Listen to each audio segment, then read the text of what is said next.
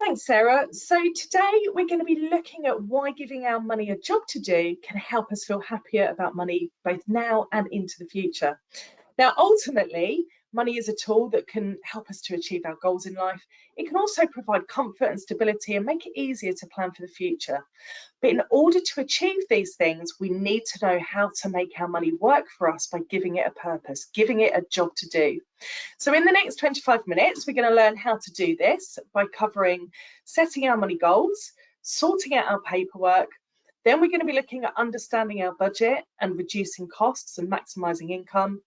And then really how we can give our money that job to do and putting it to work. We'll finish off with a summary checklist and then finish with a Q&A. Now, before I begin, I should just stress that Better with Money is an independent company. I'm just providing information, not advice today. And if I do mention companies or websites along the way, it's just because we believe that they offer good services that all of us can take advantage of, but not because we're financially incentivized to do so. Now, but before we think about putting our money to work, the first thing we need to think about is, what do we want our money to do for us? What do we want it to achieve? And that's all about setting our money goals. So take some time to think about, what would you do if you had enough money that you can't do now? And is that thing something that you do right away? Is it a goal for 3 to 5 years? Or is it something in the distant long term? So let's think about each of those in turn. So a short-term goal is going to be something that you need to focus on now. For example, mine would be, I absolutely want to make sure that I've got enough money in the bank to pay for the increased energy bill so that I'm not going into debt. It might be that you're saving towards Christmas or another big event during the year, something like a birthday or a holiday. So normally a short-term goal is something that you want to achieve over the coming year. A medium-term goal is going to be something for in a few years' time, maybe the next 3 to 5 years, something like getting on the housing ladder or planning a big holiday in a few years' time. Mine is definitely to save to have enough for a big birthday bash in a couple of years. And then a long-term goal is going to be more focused on your future. It could be around retirement. It might be that you want enough money to either reduce or stop work, to travel, see more of the world, spend more time with the people that you love. Now, your goals might be totally different to that, but whatever your thoughts, just take some time to work out what your goals are, because it's that's going to give you the motivation to manage your finances and assign some purpose to your money. Because then once you know what you're aiming for, then it's a case of managing your money appropriately to get to those goals, to give that money a job to do. Now, the next step before we can put our money plan in place is to sort out our financial paperwork and really find that financial filing system that works for you, so that when you get documents like insurance certificates, pension statements, pay slips, you know where to find them quickly and easily. That's going to help you to feel in control, but it also means that your paperwork doesn't become a barrier to action. I mean, I'll give you an example. Let's say that you've got to review your house insurance. You go on to find the cheapest price on a comparison website, and then it starts asking you questions like, what cover did you have last year? Have you got any personal possessions you want covering? If you can't find that information quickly or easily, what's likely to happen? You'll say, oh, I'll do it tomorrow. I don't know the answer, and then it doesn't get done. So do what works for you. I mean, personally, anything that comes in online, I set up in folders in my email.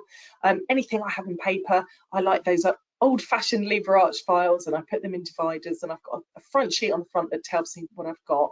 And it doesn't matter. Some people I know have scanned every document and got it on a hard drive. Other people I know use a cardboard box and have it all in there. But as long as you can put your hands on it quickly and easily, that's what counts. Whilst you're doing it, though, do just think, if I wasn't around, could my nearest and dearest quickly and easily find out what policies I have, where they are, and who to contact? So imagine, as you're doing this exercise, that you are the executor of your own finances, and that if you wanted to find something, you know where it is. But whatever you do, get that paper detox done. It can just make a massive difference to how in control you feel, and it's going to save you a lot of time in future. Next part, this is really the nub of it, is just thinking about what your budget is. And what a budget is just comparing what money you've got coming in on a monthly basis and compare that to the money that you've got going out. And of course, the aim is that you're going to have enough money coming in to cover all of the essentials and to have a little bit spare at the end of the month to save towards those money goals. Now, there are lots of free tools available online to help you to budget. We've got the one on the Better With Money website. And if you decide to use that one, it helps you to think about spending in 3 different ways.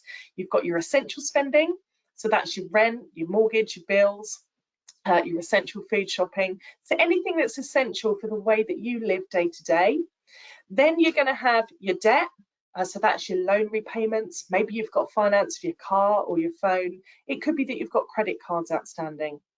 And then the third section is all about the fun stuff, all the stuff we love to do, you know, having a takeaway, seeing friends, buying those clothes and shoes that we don't necessarily need, but we would like.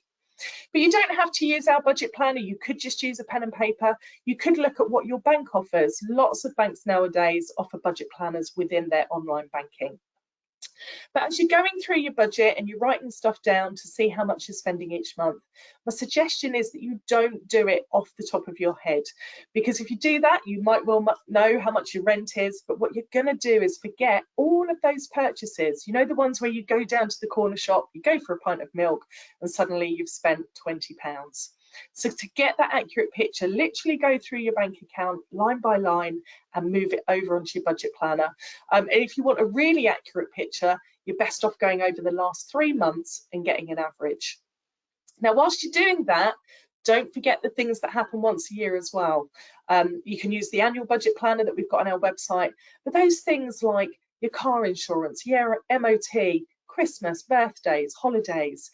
If you know that something's going to cost you £600, rather than having that coming out of that monthly paycheck, see if you can divide that number by 12 and save for it across the year, £50 a month in order to get there. If you do live with a partner, try and fill out your budget together. Not only is that going to stop arguments down the line, but if you look at all of your income and all of your outgoings together, it's going to give you a much better idea as to how you can budget for those big annual spends like Christmas and holidays. Now, in doing it itself, the budget means that you're identifying what job you want that money to do for you. You've got that money that's for essentials, you've got that money that you need to pay off debt, and then you've got that money for the nice to haves. That's the job of that money. But it's also going to show you whether you've got some money left over to save towards your money goals, or whether you're in that situation where you've got a shortfall. And if you have got a shortfall, just try and be honest with yourself about where that's coming from. Just writing it down on a budget planner, you might easily be able to say, I'm spending too much on Deliveroo, or I'm spending too much on that coffee every day. Even making small changes and cutting out just one takeaway a month can make a massive difference overall. Now, if you are in that shortfall situation, and unfortunately more of us are likely to be in that situation at the moment, particularly as the cost of living is going up and particularly energy, it's well worth looking at whether there are some areas that you can either reduce costs or increase your income. So we're going to look at those 2 things now. So let's start with reducing costs, which is on the left-hand side of the slide. And there's some really simple things you can do. First one is look at those non-essentials. You know, not only look at how much you're spending on takeaways or whatever, but I would suggest looking at your standing orders or your direct debits. You will normally find something that you're paying for that you no longer need. An example might be you're still paying insurance on an appliance that's now very old. Mine was, I had a magazine subscription and I never got around to reading that magazine. Also, sadly, I've spoken to a man recently who checked and he was paying pet insurance for a pet that had died a few years ago. So do take a look at those, make sure there's nothing that you can cancel. Once you've looked at your non-essentials, then take a look at your essential bills. See if you can review them to get a better deal. Now, even if you think you're a great customer, you always pay your insurance on time, you've never made a claim, the likelihood is that the cost of that is going up and up every year if you're not reviewing it. Now, there's easy ways to do this. There's many fantastic comparison websites out there like Go Compare, Money Supermarket. Go on to one of those, put in the cover that you're looking for, and you'll know what that is because you'll have last year's insurance statement. And if you find that you can get a cheaper deal somewhere else, rather than just switch automatically, go back to your existing provider and say, I've done my homework, I've found a cheaper tariff or a cheaper insurance, will you match it? And 9 times out of 10, they will. They won't want to lose you as a customer, but they're not going to offer that discount unless you've done that research. And what you'll find is that reviewing your insurances 3 weeks before the renewal date is the optimum time. That's when you're going to be offered the best prices, as insurers know that you've got time to shop around. The other area where you might be able to reduce your essentials is food. We spend a lot of money on food, about a fifth of our income. And just by doing things like a weekly meal planner, so we don't buy the food we don't need, and even dropping a brand can save us up to 20%. But do look at the offers available. At the moment, in store, Lidl are doing 5 kilo fruit and veg bags for £1.50. And if you haven't used it, there is a fantastic app called Too Good To Go. Lots of supermarkets, lots of food outlets, lots of restaurants use Too Good To Go. Any food that they're going to have to take off their shelves because it's coming to the best before, they put on Too Good To Go at vastly reduced prices. You can save yourself a lot of money by using that free app. So look at your non-essentials, then look at your essentials. Then go on to look at your debt. And actually, one of the easiest ways that we can reduce our debt payments is by bringing them all together under one credit card or one loan, and you'll find that your monthly payment is likely to come down. The easiest way to do this is to go onto the cards and loans section of the Money Saving Expert website, and they've got a fantastic eligibility checker. So you put in your details, who you are, your salary, what debt you have, and then it will tell you which cards and loans you're eligible to apply for, which means you can bring all that debt together. I had a friend who was paying £1,200 a month just on debt interest alone. She had an overdraft that she was paying 40% interest on. She had store cards that she was paying nearly 30% interest on. She even had PayPal credit that had gone past that 4 months interest free, and she was now paying 21% on the outstanding debt. Anyway, she brought that all together and she managed to reduce her monthly debt payment down to £600 a month. And she was paying off the debt, not just the interest. So that's well worth looking at. Once you've done that, then just think about what habits can I change? For example, can I have a 30-day wait? This is where you go for your impulse purchase and you think, no, I'm not going to do it. If I still want it in 30 days, then I'll buy it then. And the chances are that you've forgotten about it and you'll save yourself a lot of money over the year. Now, at the moment, with the cost of living increase, many people are looking at how they can reduce the use of their appliances around the house and how much are those appliances costing us. Well, there's a brilliant new tool on Citizens Advice website where you can put in the appliances that you use, how long every day you use them for, and it will give you an indication of how much that appliance is costing you. But just to give you a clue, anything with a heating element, a hairdryer, a kettle, a tumble dryer is probably going to cost you the most to run. And just being in receipt of that information can help you make sensible decisions about what you do with your appliances. Now, once you've reduced your costs, then it's just checking that you're getting all of the income that you're entitled to. And I've made 4 suggestions here. Firstly, check out the Help for Households website. This is where the government have detailed all of the grants that they've made available during the cost of living crisis. That includes, of course, that £400 energy grant that every household in Great Britain is going to be entitled to. We're all going to get £400 off of our electricity bill between now and March. For most people, that will just come off their bill at £66 a month. You might have already had your first one. If you haven't, by the end of October, please do contact your energy provider. The next thing to do is just to check that you are getting all of the state benefits that you're eligible for. There are 7 million people in the UK that are not claiming benefits they're entitled to. The easiest way to check is to go onto the entitled2.co.uk website. Again, you fill out a form about who you are, your salary, and it will throw out at the end whether it believes there are any state benefits that you can apply for. And if there are, it will take you to the gov.uk website to apply. Third one here is that you can check for grants. Many charities throughout the UK have got grants for people in a vulnerable financial situation. Look for those on the Turn to Us website, and again, you just go through the eligibility checker. And the last one here is, it might well be that you've got some accommodation that you can rent out. Under the rent a room scheme that the government has set up, you can rent out furnished accommodation in your home and earn up to £7,500 a year tax-free. So it might be that you've got kids that are grown up, they're not using their bedroom. Have a look at whether there's any extra income. But of course, the point of this exercise to reduce your costs, to increase your income, first of all, to make sure you're not wasting money or missing out on any money you could be getting. But what you're trying to do here is free up as much money as you can to make it work for you. Now, once you know what money you have got available at the end of each month, that's known as your disposable income, then you can go back to those money goals. What do you want to achieve in the short, medium and long term? And depending on what you want that money to do for you will depend how you save that money and how much risk you're prepared to take with it. So I just want to take a little look at that now. So firstly, let's look at your short term. It's really good money management to have an emergency fund in place. That's a rainy day fund that you've got instant access to, and it should be between about 3 and 6 months of your essential outgoings. And you're going to know what that is because you're going to have written that down on your budget planner. Now, this is really where people have been caught out recently, because without an emergency fund in place, when costs do start to go up, or if the car goes wrong, the boiler goes wrong, there's no buffer there to cover that. So really, getting an emergency fund in place should be one of your priorities, and it's a really good habit to get into. Once you've got that, then it's thinking about those short-term goals, any key events that you've got coming out throughout the year. Normally, if you are saving for something over the next year, you're going to want easy access to that money, and you're also going to want to know that the value of that money is secure.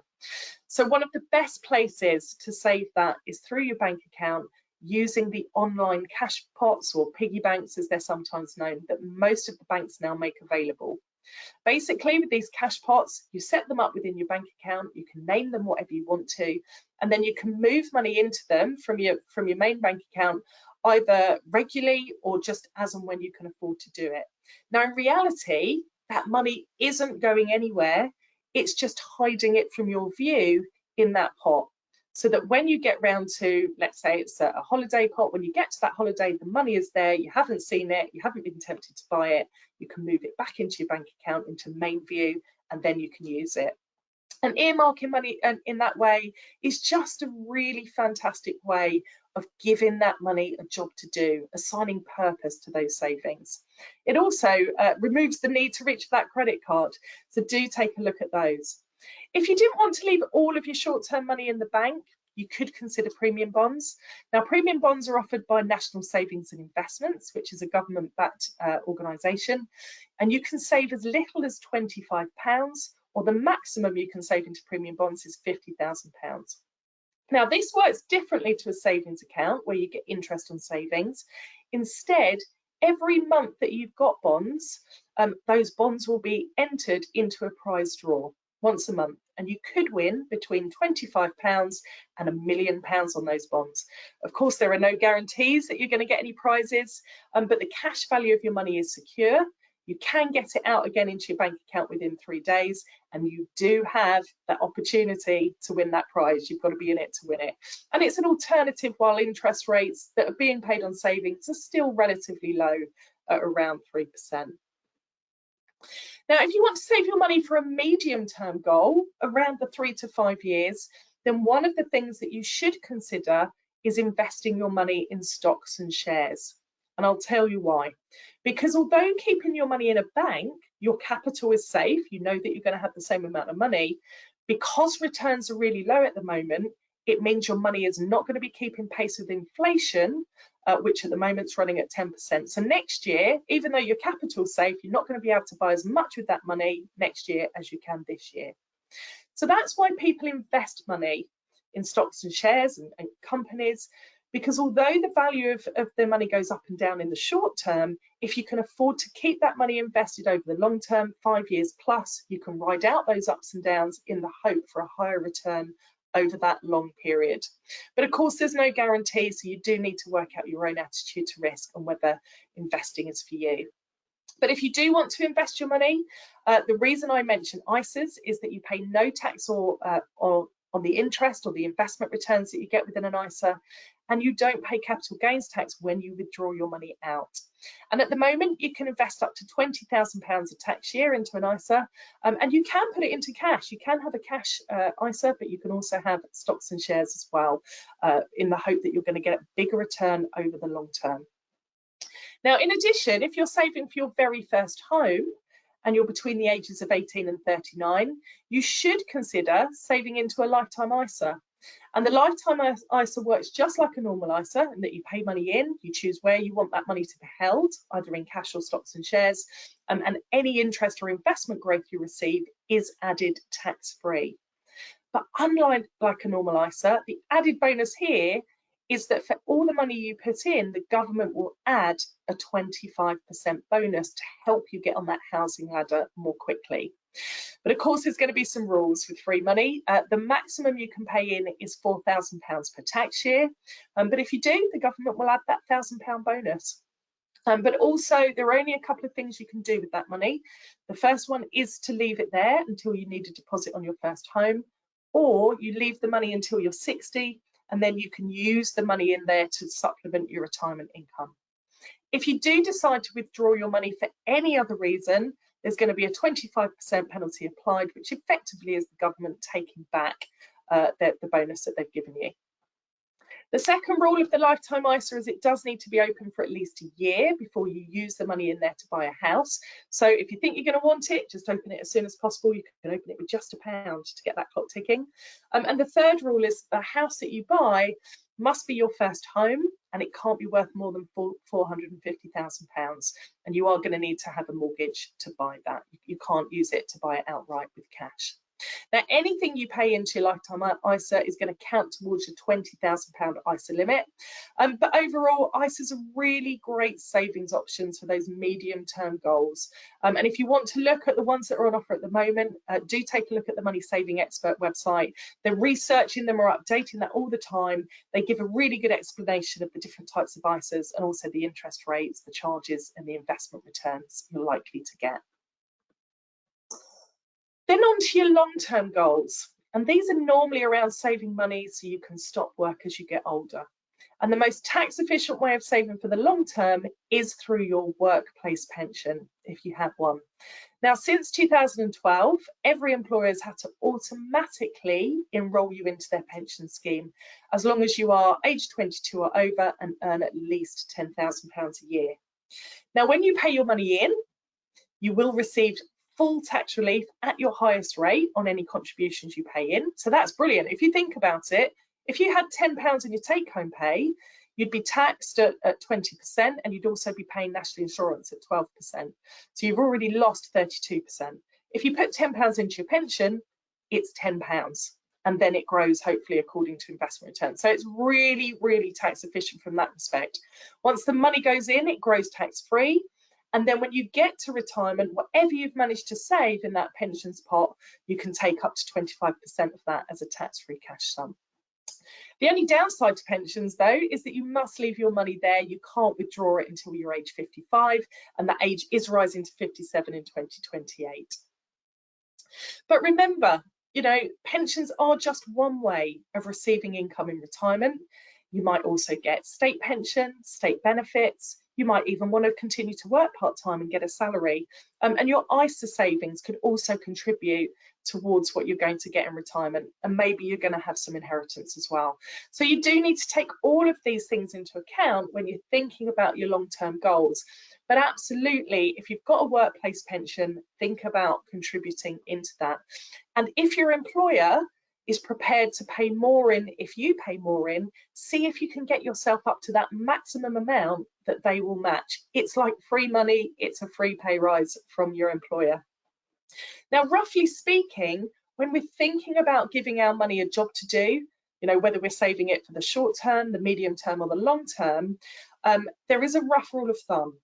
Look at your income. Roughly 50% of your income should be going towards essential costs, 30% on your day-to-day living and the nice to haves, and then 20% of your income, month in, month out, look to save towards your money goals.